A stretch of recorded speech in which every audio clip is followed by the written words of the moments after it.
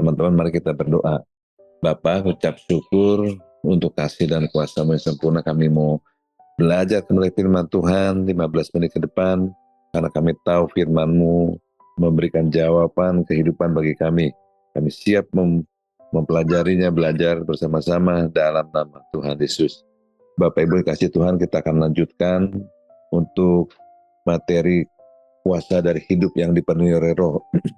Kisah Rasul 1 ayat yang ke-8 berkata, tetapi kamu akan menerima kuasa kalau Roh Kudus turun ke atas kamu, dan kamu akan menjadi saksiku di Yerusalem, di Yudea, Samaria, dan sampai ke ujung bumi. Dan kita sudah dengar beberapa hari kemarin bahwa ada berbagai macam baptisan yang kita sudah dengar, dan kita mau mengerti kenapa kita perlu dengan dipenuhi atau baptisan Roh Kudus. Karena dengan baptisan Roh Kudus kita memperoleh atau baptisan Roh Kudus memberikan kita kuasa. Ada kuasa untuk memerdekakan, membebaskan roh kita, dan dengan Roh Kudus kita bisa berkomunikasi langsung dengan Allah. Bahkan kuasa memberikan kita keberanian menghadapi aniaya, dan dengan kuasa Roh Kudus kita berani menghadapi bahkan saat menghadapi kematian sekalipun. Dan dengan kuasa Roh Kudus kita mampu menghadapi iblis dengan kuasa-kuasa si jahat, bisa mengalahkan itu semua. Nah, dengan semua fasilitas, semua yang apa yang Tuhan berikan, waktu kita mau hidup dipimpin oleh Roh Kudus, artinya Tuhan sedang bergerak di depan kita. Nah, waktu Tuhan bergerak di depan kita, artinya kita sedang berjalan menurut tuntunan petunjuk yang Tuhan berikan, on track ya. Jadi kita bukan bergerak sendiri lalu berharap Tuhan memberkati kemauan kita, tidak ya. Jadi kita memberi kesempatan untuk Tuhan memimpin kehidupan kita. Waktu kita hidup dipimpin oleh Roh Kudus, kita harus mengerti bahwa kita sedang mempercayakan kehidupan kita kepada Tuhan, dan percayakan pertolongan yang Tuhan sudah siapkan. Segala hal-hal yang akan kita hadapi dengan kemampuannya, kita akan mampu melakukan semua itu karena Tuhan. Dan kita tidak hanya memikirkan diri kita sendiri, karena kita tahu Roh Kudus dengan segala kemampuan kuasanya itu akan menolong memampukan kita. Dan waktu kita tidak berpusat pada diri kita sendiri, kita sedang mengandalkan apa yang Tuhan bisa lakukan atas kehidupan kita. Nah, dalam hal ini kita sedang berjalan dalam tuntunan Roh Kudus. Ada dua sisi di situ. Yang pertama, sisi anugerah. Ya, dalam sisi anugerah, dua sisi anugerah dalam penebusan adalah sisi salib dan sisi kebangkitan. Saat kita berjalan dalam Roh, sangat berkaitan dengan hidup kita di dalam anugerah kebangkitan Tuhan. Lalu bagaimana kita bersikap secara rohani atau jasmani? Untuk itu kita penting mengetahui arti menjadi rohani dan menjadi jasmani. Karena kita semua dipanggil untuk menjadi rohani. Tetapi jika kita mengetahui apa yang menjadi rohani, maka jika kita tidak mengetahui apa yang menjadi rohani, maka kita akan mengalami hambatan dalam kehidupan kita. 1 Korintus 3 ayat 1 King James Version katakan bahwa, dan aku, saudara-saudara, pada waktu itu tidak dapat berbicara dengan kamu seperti dengan manusia rohani, tetapi hanya dengan manusia jasmani yang belum dewasa dalam Kristus. Dari ayat itu kita bisa melihat seseorang Kristen bisa menjadi rohani maupun menjadi jasmani. Manusia rohani berjalan dalam roh. Nanti bisa dibaca di 1 Korintus 2 ayat 15 maupun Galatia 6 ayat 1. Sedangkan manusia jasmani yaitu hidup berjalan menurut daging. Ya.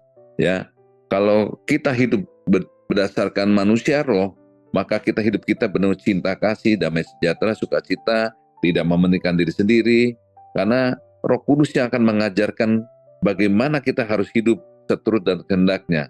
Nah, jadi kita mengerti kenapa harus dipimpin oleh kuasa dalam Roh Kudus, ya. Karena Roh Kudus tidak melawan kehendak Bapa yang sudah memberikan kehendak bebas pada manusia.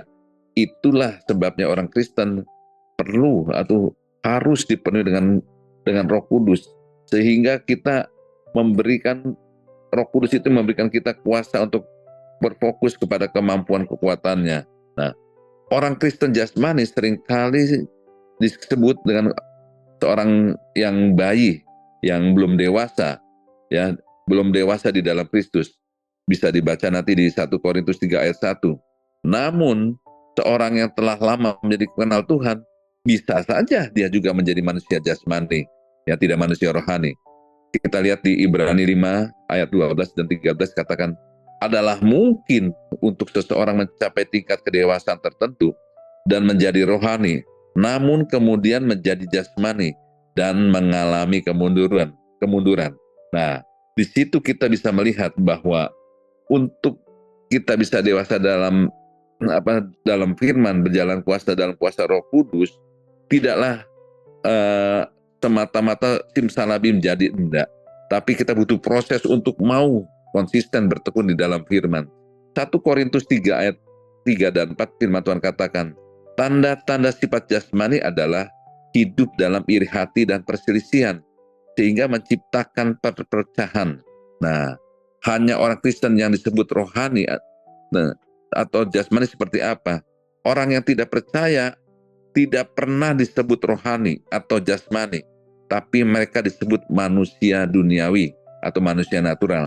Saya ulang ya, orang yang tidak percaya tidak pernah disebut baik manusia rohani maupun jasmani, tapi disebut manusia duniawi, manusia natural.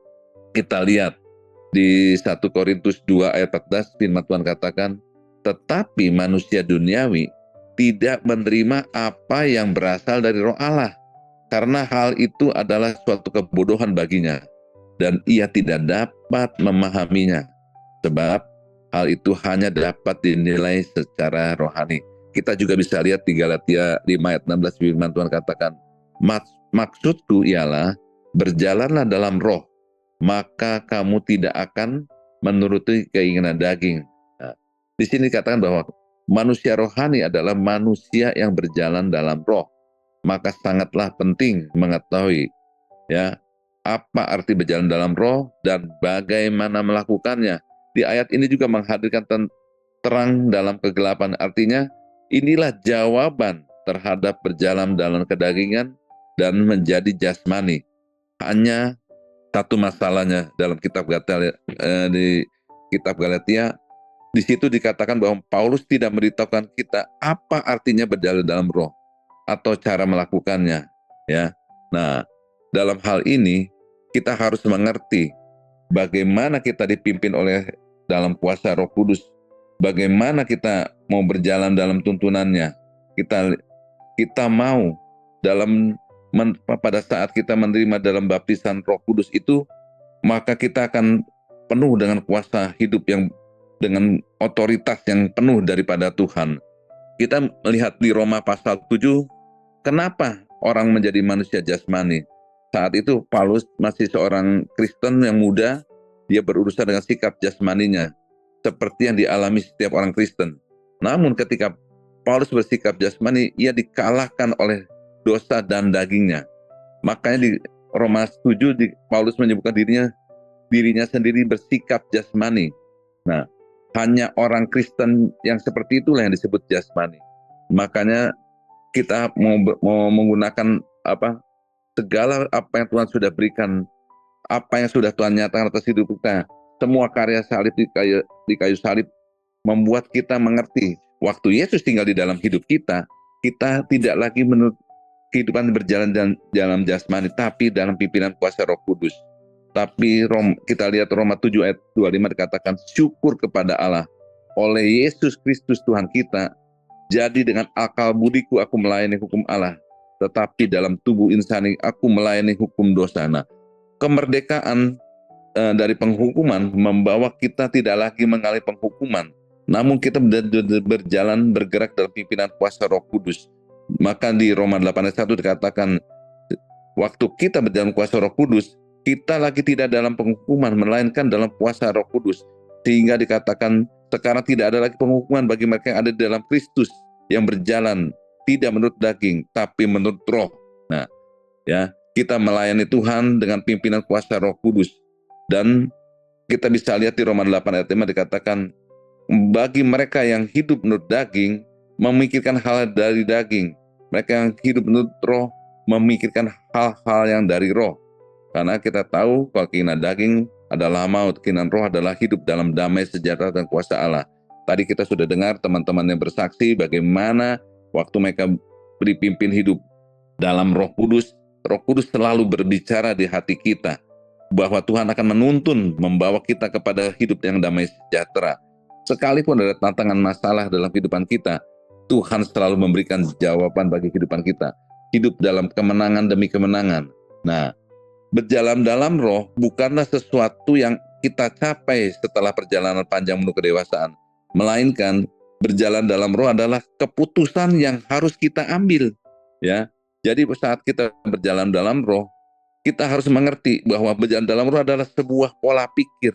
Makanya firman Tuhan katakan, pikirkanlah seperti Kristus, pikiran Kristus, ya. Pikiran Kristus, apa yang baik, apa yang manis, apa yang suci, apa yang patut dipuji dan kebajikan, pikirkanlah semua itu.